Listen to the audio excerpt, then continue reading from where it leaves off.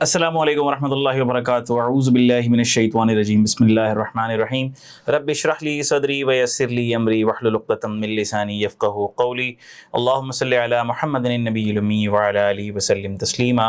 बेटा, उम्मीद और दुआ करता हूँ आप लोग खैर आफ़ियत से होंगे, ठीक ठाक होंगे, खुशबाश होंगे, ज़िंदगी अच्छी गुजर रही होगी।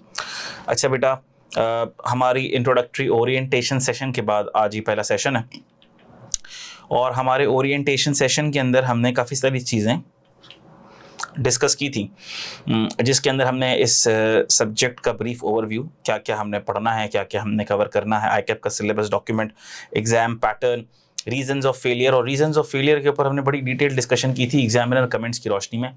पास्ट पेपर्स, पास्ट अटेम्प्ट्स के अंदर एग्जामिनर के क्या कॉमन कमेंट्स रहे, स्टूडेंट्स की क्या मिस्टेक्स रहीं, क्या पिटफॉल्स रहे, उसके ऊपर हमने काफ़ी डिटेल में बात की थी।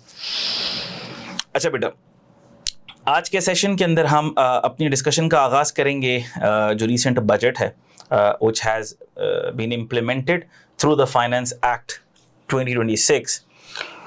अच्छा भाई, बजट प्रेजेंट होता है नए फाइनेंशियल ईयर के स्टार्ट होने से जस्ट पहले, यानी कि अगर 1 जुलाई से फाइनेंशियल ईयर कंट्री का स्टार्ट हो रहा है, कंट्री का फिजिकल फाइनेंशियल ईयर जो स्टार्ट हो रहा है 1 जुलाई से, तो जून में बजट की एक्सरसाइज होती है, जून में असेंबली में बजट प्रेजेंट किया जाता है, उसके ऊपर डिस्कशंस, डेलिब्रेशंस, डिबेट होती हैं और उसके बाद फिर ये बजट अप्रूव हो जाता है। बजट अप्रूव हो जाता है तो फिर ये फाइनेंस एक्ट की सूरत में इम्प्लीमेंट कर दिया जाता है और लॉ का पार्ट बना दिया जाता है। जो भी चेंजेस होती हैं, मिसाल के तौर पर सैलरी के रेट्स बढ़ने हैं, कम होने हैं, कैपिटल गेन के रेट्स बढ़ने हैं, कम होने हैं, क्या नए टैक्सेशन मेजर्स आने हैं, क्या रिमूव होने हैं, वो सारे के सारे फिर फाइनेंस एक्ट के थ्रू लॉ का पार्ट बन जाते हैं और ये 1 जुलाई से एप्लीकेबल हो जाते हैं। यानी 1 जुलाई 2026 से फाइनेंस एक्ट 2026 एप्लीकेबल हो चुका, जो कि टैक्स ईयर 2027 के लिए इफेक्टिव रहेगा। अच्छा भाई, तो हम थोड़ी सी नज़र डाल देते हैं इस बजट के ऊपर, ठीक है। हम टैक्सेशन के स्टूडेंट्स हैं, मैक्रो इकोनॉमिक इंपॉर्टेंस का ये सब्जेक्ट है, so we should know what have been the budgetary measures introduced via finance bill and have been subsequently enacted via finance act। ठीक है बेटा। अच्छा भाई, तो आपके सामने है, आपकी स्क्रीन पर मौजूद है ये बजट।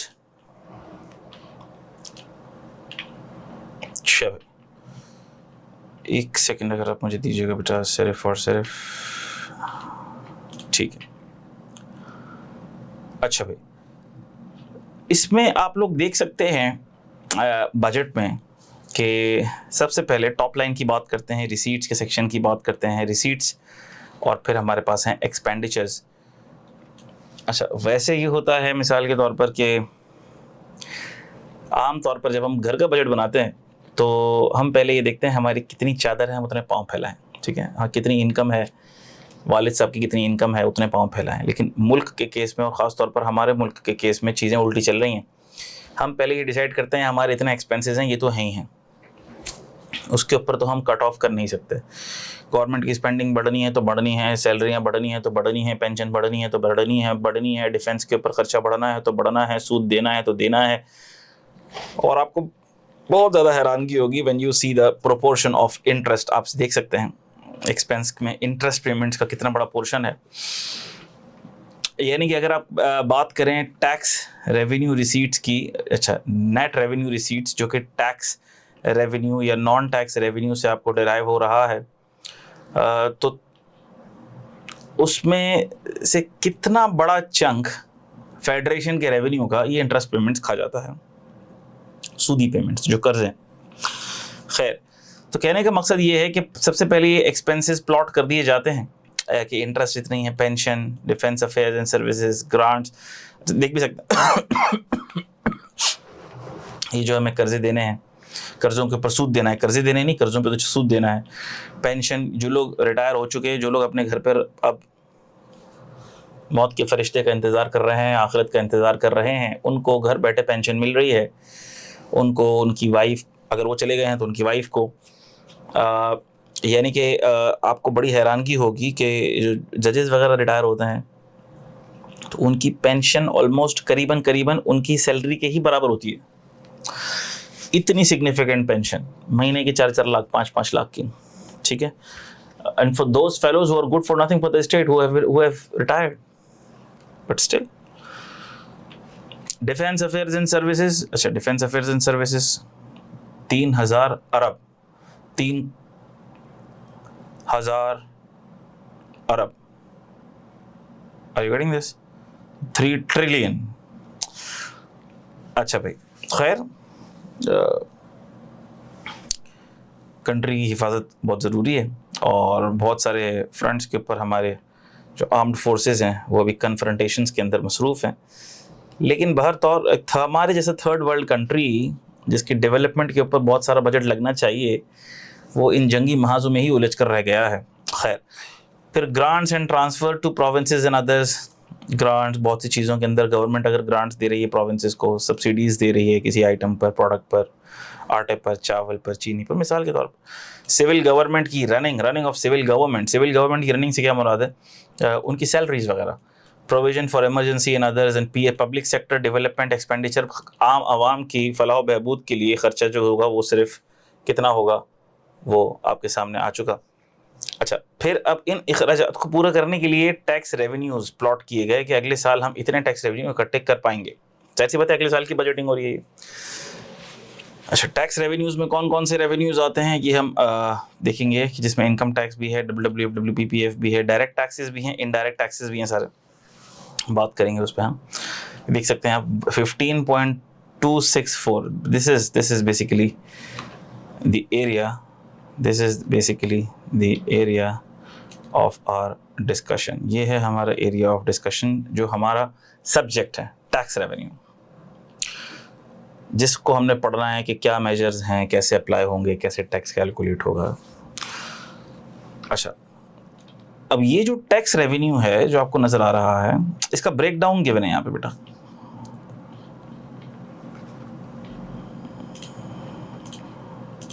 इसका ब्रेकडाउन यहाँ पे गिवन है बेटा। And what is that breakdown? Direct taxes से कितना आएगा, इनडायरेक्ट टैक्सेस से कितना आएगा, तो आप देख सकते हैं तकरीबन आधा आधा दोनों से है, 50-50% दोनों से प्लॉटेड है। Are you getting this? पूरा 50-50% तकरीबन। अच्छा, और अल्लाह भला करे, this totals up to 15,264 which you can see here. अच्छा, फिर नॉन टैक्स रेवेन्यू भी है। मिसाल के तौर पर गवर्नमेंट ने 5G के लाइसेंस का ऑक्शन कर दिया तो उसको पैसे मिल गए, कोई अल्लाह भला कर दे। गवर्नमेंट की जो अदर रेवेन्यूज़ हैं, अल्लाह भला कर दे, गवर्नमेंट ने कोई मिसाल के तौर पर ऑयल एक्सट्रैक्शन के लिए किसी कंपनी को लाइसेंस दे दिया, इंटरनेशनल कंपनी को लाइसेंस दे दिया, गवर्नमेंट ने जहाँ इन्वेस्टमेंट्स की हुई हैं पार्क्स वगैरह पे, वहाँ से पैसे मिल रहे हैं, और चीज़ें हैं जो गवर्नमेंट के जो नॉन टैक्स रेवेन्यूज़ हैं। बहुत सारे एवेन्यूज़ हैं जहाँ से गवर्नमेंट को नॉन टैक्स रेवेन्यूज़ भी कलेक्ट होते हैं। ठीक है भाई, तो वो उसकी जो रिसीट्स हैं वो 5336।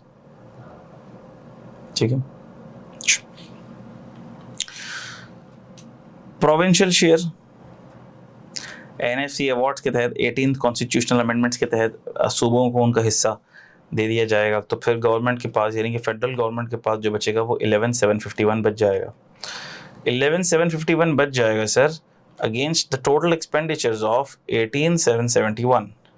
तो ये पूरा कैसे होगा? हमने कहा आ जाओ, अब भीख मांगेंगे। Non bank borrowing, public account borrowing होगी भाई, पब्लिक अकाउंट बोरोइंग होगी, नॉन बैंक बोरोइंग होगी, बॉन्ड इशू कर दिए जाएंगे, प्राइस बॉन्ड इशू कर दिए जाएंगे। ठीक है भाई, टी बिल्स इशू कर दिए जाएंगे। नेट एक्सटर्नल, अच्छा बैंक बोरोइंग, बैंक से पैसे लिए जाएंगे भाई। कोई इदारा होगा प्राइवेटाइज कर देंगे, PIA को तो कर दिया, स्टील मिल की बारी है। नेट एक्सटर्नल रिसीट्स, बाहर से कितनी फंडिंग आएगी, IMF से कितनी फंडिंग आएगी, सऊदीया से कितनी भीख मिलेगी, ये external receipts. So this basically totals the receipts with the expenditures. ठीक है, ये एक मुख्तसरन खाका आपके सामने आ गया, ये एक पिक्टोरियल रिप्रेजेंटेशन हो गई उसकी, और ये ब्रेक डाउन हो गया कि हमारे पास डायरेक्ट और इनडायरेक्ट टैक्सेस का तकरीबन आधा आधा प्रोपोर्शन मौजूद है। ठीक है बेटा। अच्छा भाई, तो ये इस बजट के ब्रेकडाउन के बाद अब हम मूव करते हैं अपनी डिस्कशन की तरफ कि क्या की amendments income tax sales tax और एफडी में इंट्रोड्यूस की गई हैं वाया फाइनेंस एक्ट 2026। ठीक है भाई। अच्छा भाई,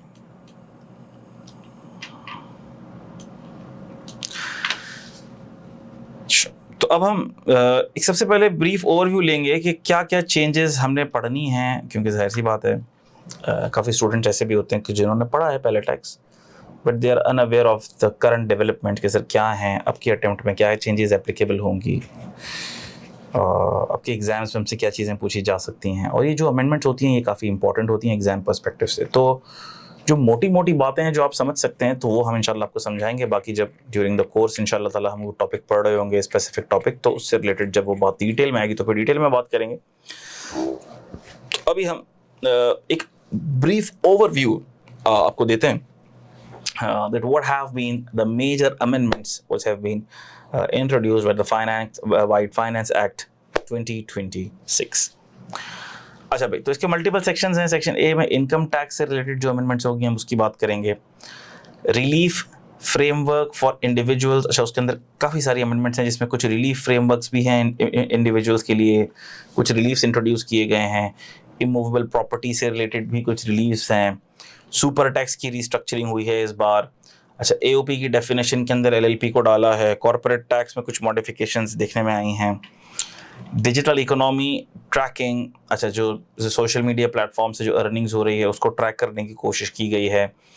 financial documentation reforms, revised withholding taxes introduce किए गए हैं, देखेंगे इसको। सेल्स टैक्स की अगर आप बात करें तो डिजिटल इंटीग्रेशन के ऊपर काफ़ी काम है कि भाई मैन्युफैक्चरिंग प्रोसेसेस भी सिस्टम के साथ इंटीग्रेट हो जाएं, बाकी की चीज़ें भी सिस्टम के साथ इंटीग्रेटेड हो जाएं। ऑटोमेटेड असेसमेंट्स की बातें हैं, टाइटर मॉनिटरिंग की बातें हैं। ठीक है भाई, फेडरल एक्साइज ड्यूटी में कुछ रेट्स और कुछ आइटम्स वगैरह की ऑल्ट्रेशन है, तो वो इंशाल्लाह ताला हम देखेंगे। ठीक है बेटा, तो बेटा सबसे पहले हम बात करते हैं सैलरीड इंडिविजुअल्स के लिए जो रिलीफ इंट्रोड्यूस किया गया है। अच्छा, सबसे पहले देखो क्या कहा जा रहा है, सरचार्ज एबॉलिश्ड। सरचार्ज लगाया था पिछले फाइनेंस एक्ट में, पिछले से पिछले वाले में सरचार्ज लगाया गया, फिर पिछले वाले के अंदर सैलरी का सरचार्ज कम कर दिया गया, और इस बार सैलरी जो इनकम अर्न कर रहा है, जो इंडिविजुअल सैलरी इनकम अर्न कर रहा है उसके लिए इस सरचार्ज को एबॉलिश कर दिया गया, ख़त्म कर दिया गया। ठीक है भाई, इस बार इसे कंप्लीटली रिमूव कर दिया गया। ठीक है मेरा बच्चा, बहुत अच्छी बात है सर, ज़बरदस्त बात हो गई। तो अब इसका मतलब कि जो सैलरी के हेड में इनकम डिराइव कर रहा होगा उसको कोई सरचार्ज पे नहीं करना। स्लैब्स को रेशनलाइज कर दिया गया, स्लैब्स को कम कर दिया गया, सैलरीड के स्लैब्स को कम कर दिया गया। अच्छा, यहाँ पर सारे मैंने मेंशन नहीं किए हैं, ये थोड़े से कट गए हैं, तो let me refer to finance act summary of KPMG, उसके अंदर एक कंपैरिजन गिवन है। अच्छा भाई, तो आप देख सकते हैं बेटा कि न्यू रेट्स ऑफ टैक्सेस, यानी कि यहाँ तक तो टैक्सेस के रेट्स में कोई चेंज है, यहाँ तक भी है। यहाँ पर देख सकते हैं आप 132 लाख के 22 लाख के ऊपर जो अमाउंट जा रहा है, पहले 23 पर टैक्स हो रहा था, अब 20 पर टैक्स हो रहा है।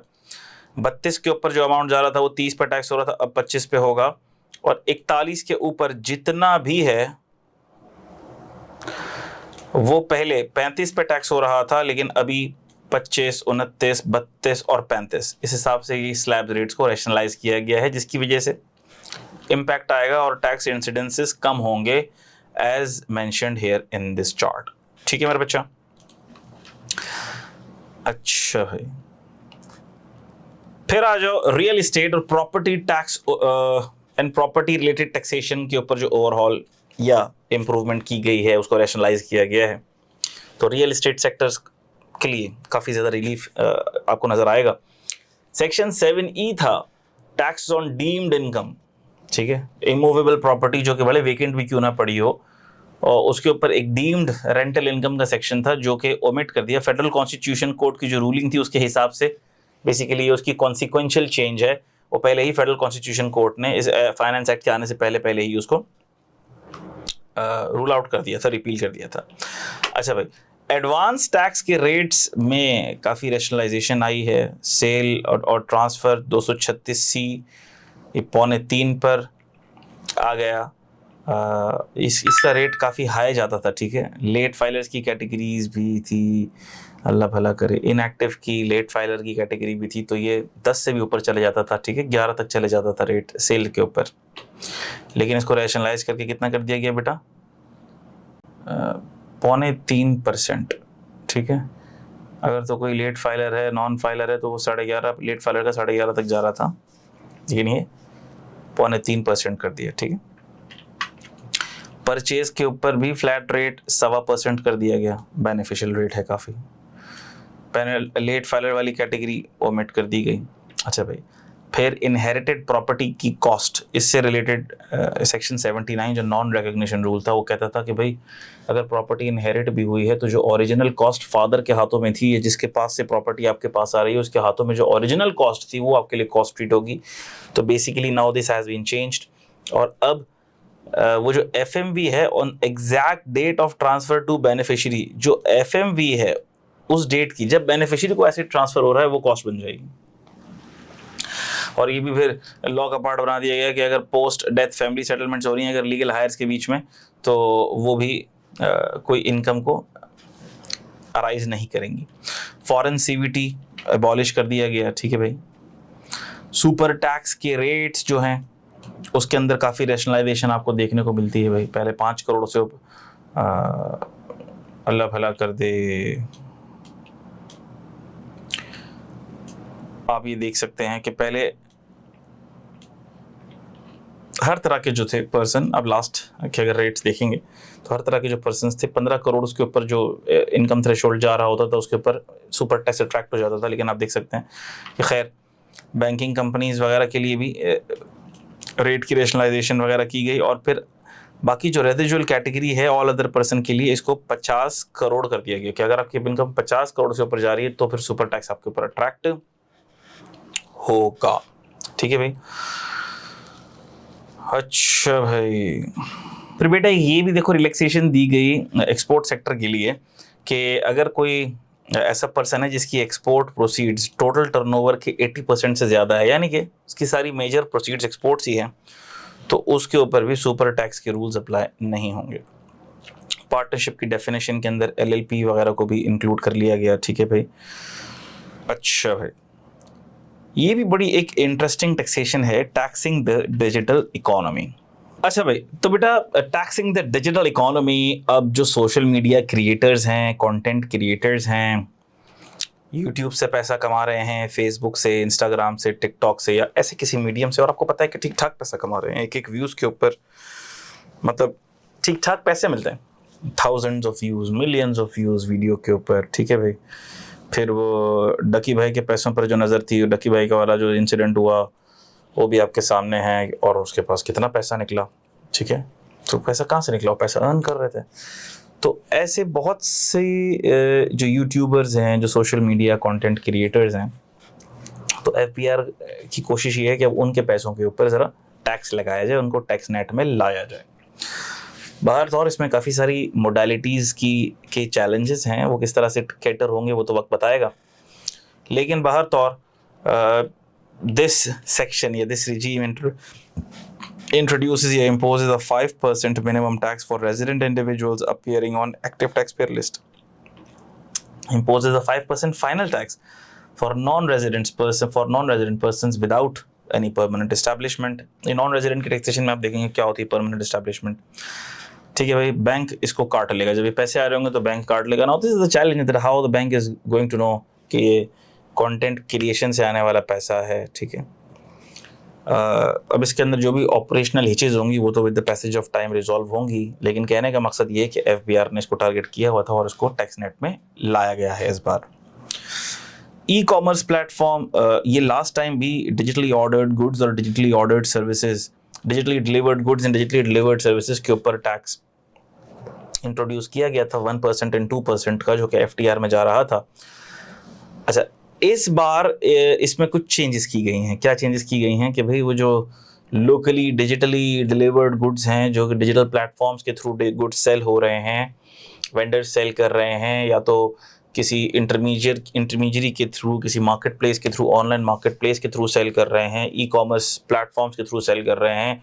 गुड सेल करने के बाद उनको पैसा आ रहा है, तो अगर तो कोरियर के थ्रू उनको पैसा आ रहा है तो 2% FTR में जा रहा था, अगर तो बैंक मर्चेंट्स के थ्रू पैसा आ रहा है तो वो 1% FTR में जा रहा था। अब यहाँ पर कहा ये जा रहा है, चेंज ये लाया गया कि tax collection become adjustable for the operators with an annual turnover exceeding 200 million. तो अब ऐसे जो लोग हैं जिनका टर्नओवर 200 मिलियन से ऊपर है, उनके लिए फिर वो FTR नहीं, वो NTR में चला जाएगा, वो टैक्स एडजस्टेबल हो जाएगा। और ऐसे ऑपरेटर्स जो 200 मिलियन के अंदर वाले हैं, तो उनके पास ऑप्शन है कि वो FTR के तहत भी अपने आप को टैक्स करवा सकते हैं और वो FTR से ऑप्ट आउट भी कर सकते हैं। ठीक है बेटा, आर यू गेटिंग दिस? यानी कि वो नॉर्मल में भी अपने आप को टैक्स करवा सकते हैं। अच्छा भाई, फिर system integration, point of sale integration के ऊपर एक इंसेंटिव था कि 1.5 लाख पर पॉइंट ऑफ सेल के ऊपर आपको टैक्स क्रेडिट मिलेगा। तो अभी एक नया टैक्स क्रेडिट इंट्रोड्यूस किया गया है कि 10% टैक्स क्रेडिट मिलेगा आपने जो भी इन्वेस्टमेंट की है पॉइंट ऑफ सेल और इंटीग्रेशन से रिलेटेड, हार्डवेयर पर, सॉफ्टवेयर पर, जिस किसी के ऊपर भी, जितना भी, सिर्फ पॉइंट ऑफ सेल मशीनरी नहीं, जो भी आपकी इस इंटीग्रेशन रिलेटेड इन्वेस्टमेंट है, उसका 10% आपको टैक्स क्रेडिट मिलेगा। ठीक है, और अगर आपने इंटीग्रेट नहीं किया तो एक सेक्शन था जो कहता था अप टू 8% आपके एक्सपेंडिचर्स डिसअलाउ हो जाएंगे। अब कहा जा रहा है कि टोटल एक्सपेंडिचर्स का 3% तक डिसअलाउ हो सकते हैं। यहाँ ये चेंज आया है बेटा।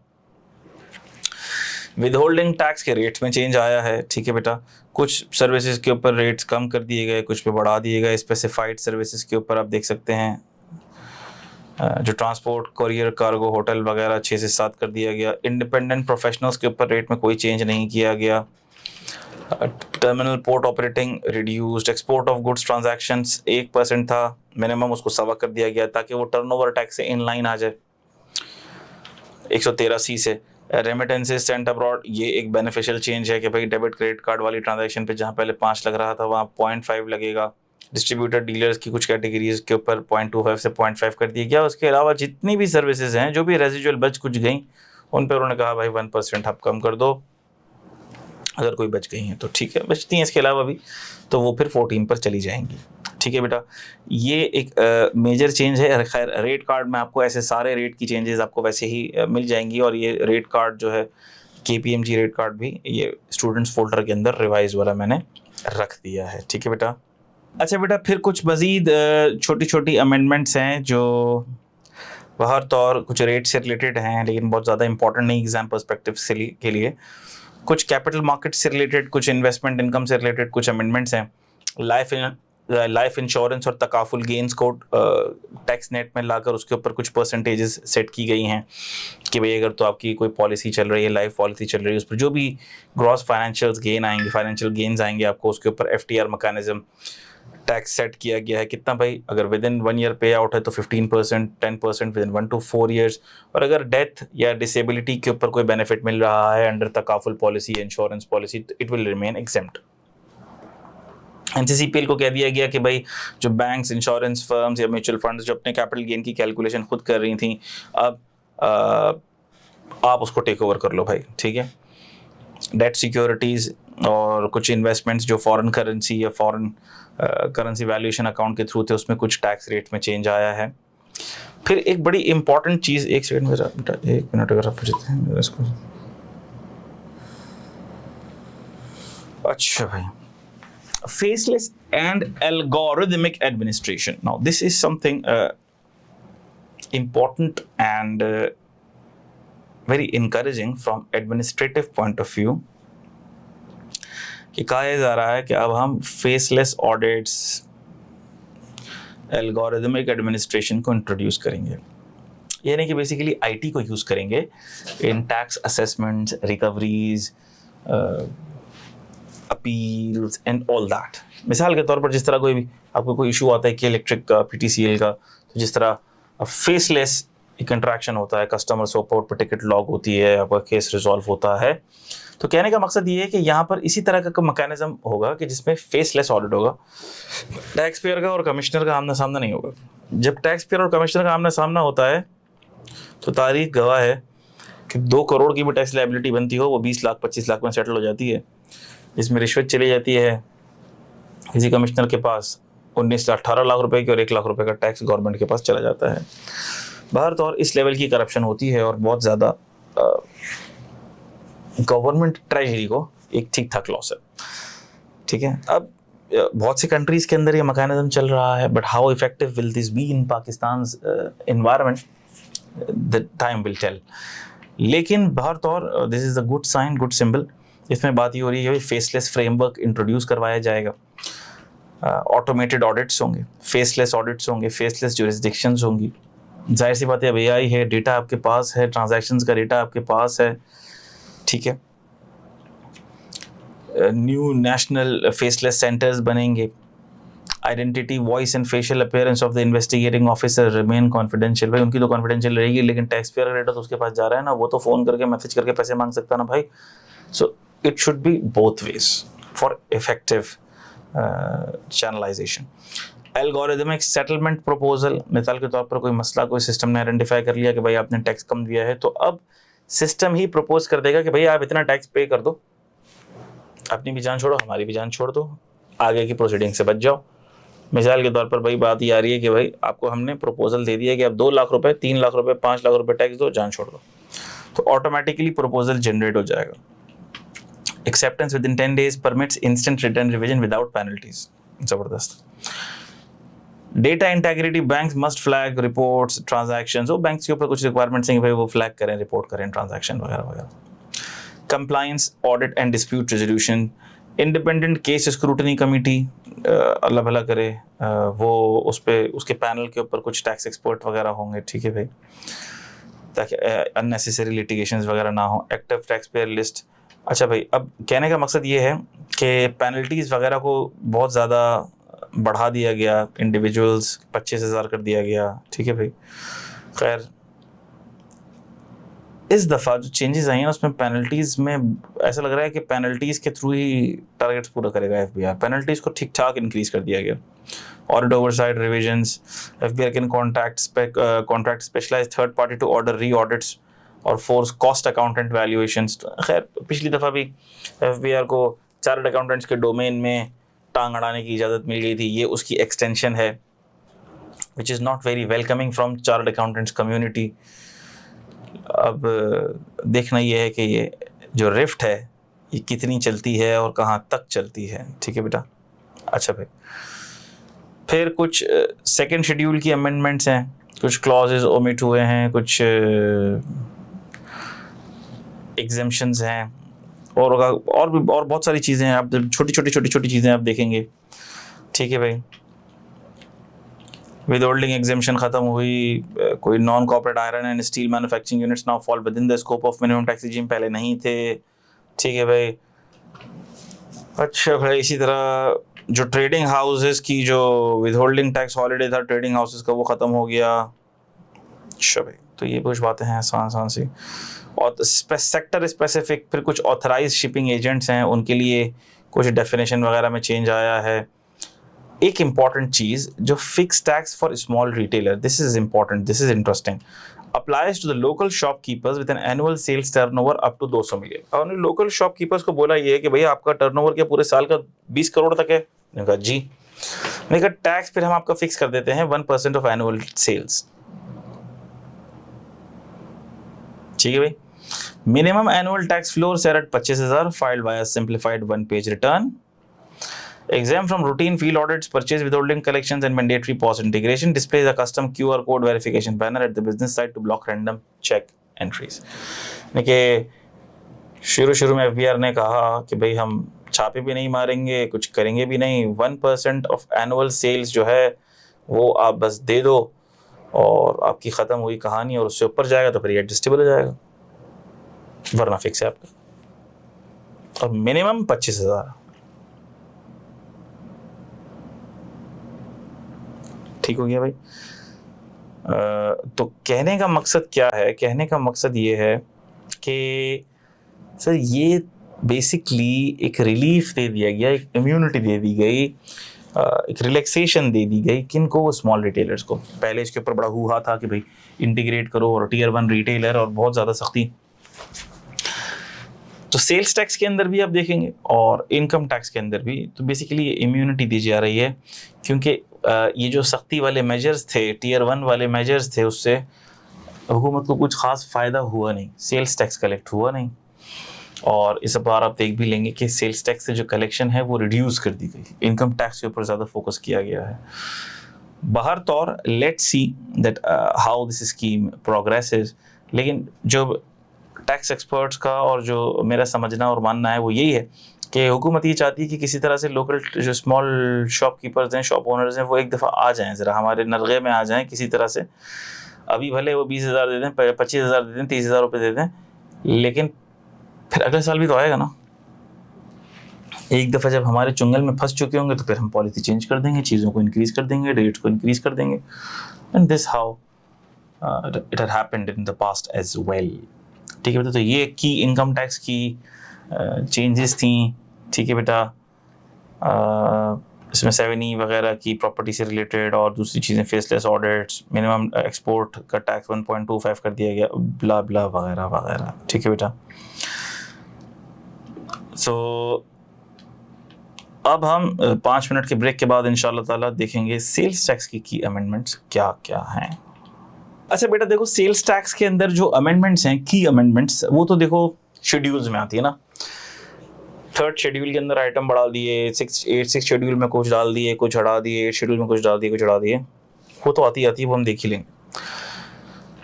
अच्छा, डिजिटल कंप्लाइंस वाली बातें जो इनकम टैक्स के अंदर हमने करी थी, वो सारी की सारी सेल्स टैक्स के अंदर भी उसी तरह से।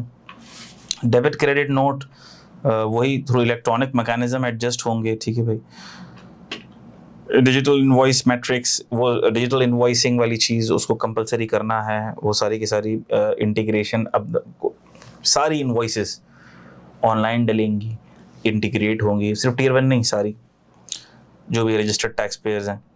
टैक्स इनवॉइस मॉडिफिकेशंस जो भी अलग अलग, mandates verified tax invoices for exempt supplies in early advance payment receipt. तो देखो पहले भी रूल के अंदर ये बात थी कि अगर तो अल्लाह भला कर दे एडवांस रिसीट्स हैं तो there should be advance receipt document, advance receipt invoice, जिसकी बेसिस के ऊपर वो इनपुट आउटपुट की कलेक्शन होगी। उसी को मजीद रीइंफोर्स किया गया है, रूल्स में पहले ही ये बात थी। Unique system generated FBR tracking invoice numbers are required from a notified date.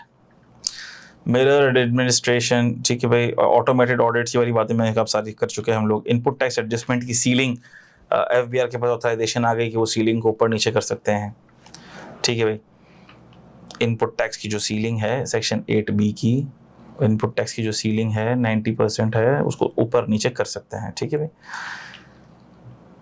Registration control policy, enhance sales tax audit, department can order the targeted re-audits via nominated chartered accountants.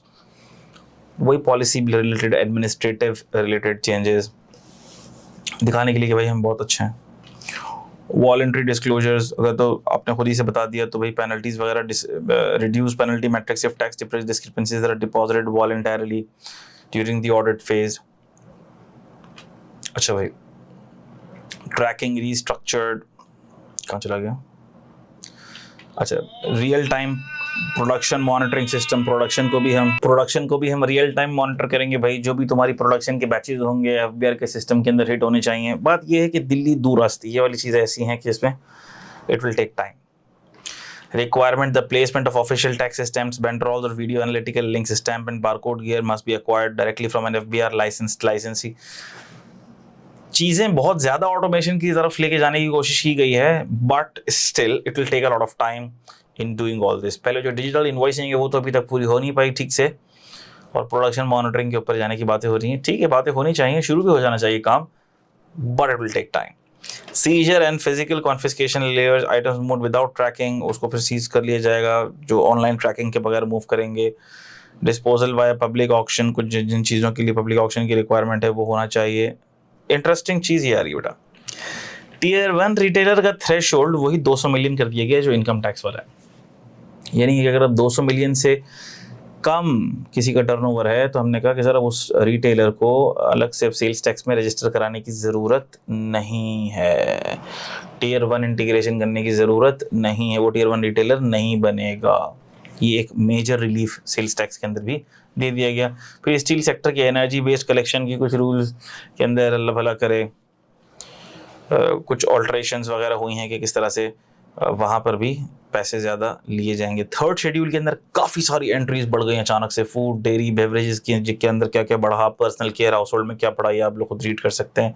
Plastic, leather, gear and auto parts में क्या क्या बढ़ा, ये आप लोग read कर सकते हैं। ठीक है मेरे बच्चों, बहुत आसान है, लेकिन ये चीज़ें बढ़ा दी गई कि बेसिकली एफबीआर ने अपने लिए यहाँ पर आसान रास्ता ढूंढ लिया ना कि थर्ड शेड्यूल में डाल दो, हम फर्स्ट स्टेज के ऊपर ही, इंपोर्ट स्टेज के ऊपर ही, या मैन्युफैक्चरर की गर्दन के ऊपर ही टेंटवा दबा के हाथ रख के हम पहले ही स्टेज के ऊपर ही रिटेल प्राइस की टैक्सेशन कर लेंगे और सारा के सारा सेल्स टैक्स उसी स्टेज के ऊपर हासिल कर लेंगे। अब बीच की सप्लाई चेन के अंदर चाहे कोई रजिस्टर्ड हो चाहे कोई अनरजिस्टर्ड हो, हमें इससे कोई सरोकार नहीं है। अच्छा भाई, 6 शेड्यूल में, 8 शेड्यूल में, 12 शेड्यूल में क्या क्या कुछ छोटी मोटी चेंजेस हैं शेड्यूल से रिलेटेड, वो तो जाहिर सी बात है ओपन बुक एग्ज़ाम होता है सीए फाइनल का ख़ास तौर पर, तो आप लोगों को इतना उसमें परेशान होने की ज़रूरत नहीं है। अच्छा, एक चीज़